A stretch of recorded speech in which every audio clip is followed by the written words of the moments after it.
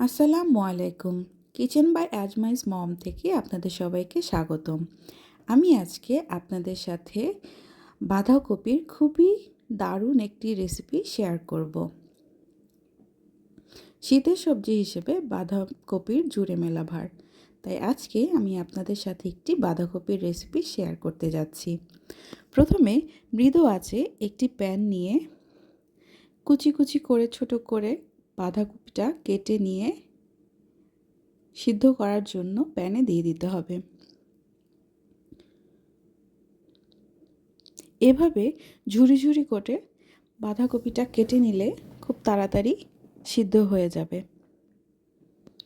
আমি এখানে সিদ্ধ করার জন্য কোনো প্রকার পানি ব্যবহার করব না, এমনিতেই সিদ্ধ করার সময় কিছুটা পানি উঠে আসবে।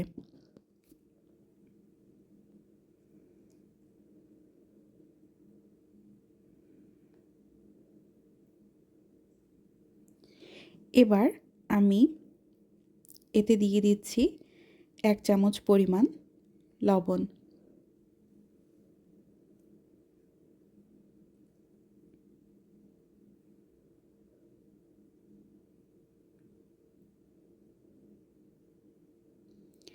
লবণটা দিয়ে মৃদু আঁচে ঢেকে 10 মিনিট আমি সিদ্ধ করে নেব।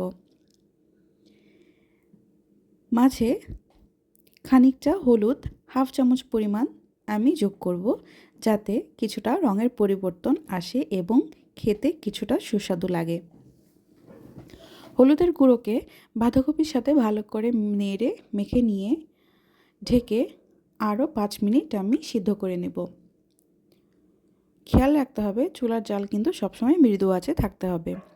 ঢাকনাটা তুলে দেখতে হবে ঠিকমতো সিদ্ধ হয়েছে কিনা। বাঁধাকপিটা অলমোস্ট সিদ্ধ হয়ে এসেছে, এখন আমি এটিকে নামিয়ে নিব।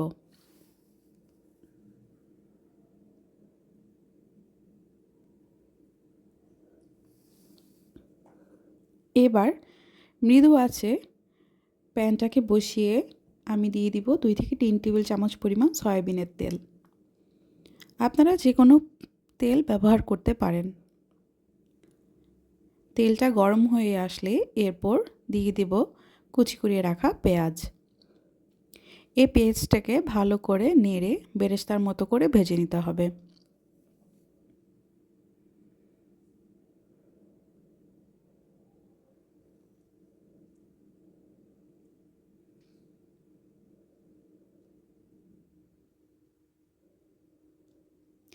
পেঁয়াজটা বেরেস্তার মতো করে ভাজা হয়ে গেলে এরপর সিদ্ধ করে রাখা বাঁধাকপিটা আমি এতে ছেড়ে দিব।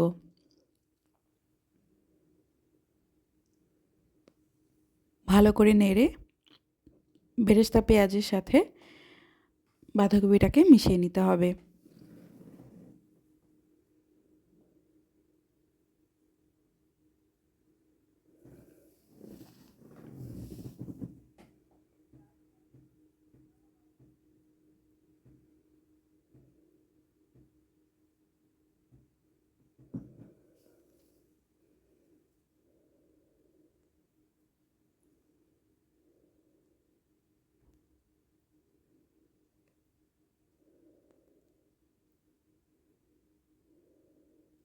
এরপর আমি এতে দিয়ে দিচ্ছি 1/2 চামচ পরিমাণ লবণ। যেহেতু আমি সিদ্ধ করার সময় লবণ দিয়ে নিয়েছি, তাই পরবর্তী সময় লবণ অল্প দিলেও হয়ে যাবে।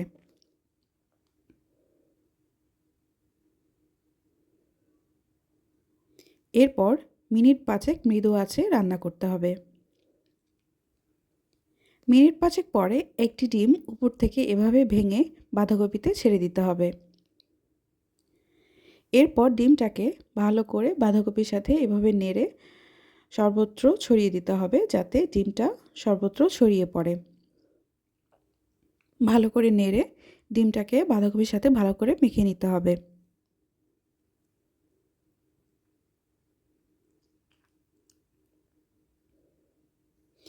এরপর আমি দিয়ে দিচ্ছি কুচি করে রাখা কাঁচামরিচ।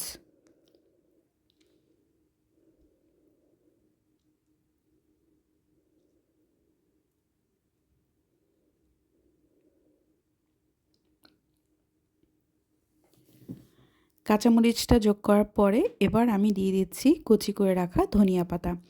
ধনিয়া পাতা দেওয়ার পরে মৃদু আঁচে আরও 2 মিনিট রান্না করে নিতে হবে যাতে ধনিয়া পাতাটা সিদ্ধ হয়।